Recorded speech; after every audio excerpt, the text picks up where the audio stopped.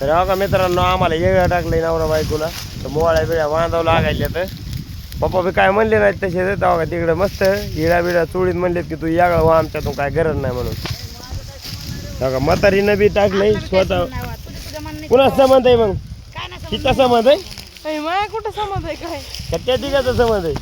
हिचा संबंध आहे मोठा. नाही नाही तुझाच आहे, मला माहिती नाही. तू म्हणलीत की वायलं राहा, मग वायलं राहून पुन्हा हो का मोळ्या बिळ्या बांधायला लावलीत. आताच बांधली मोडी.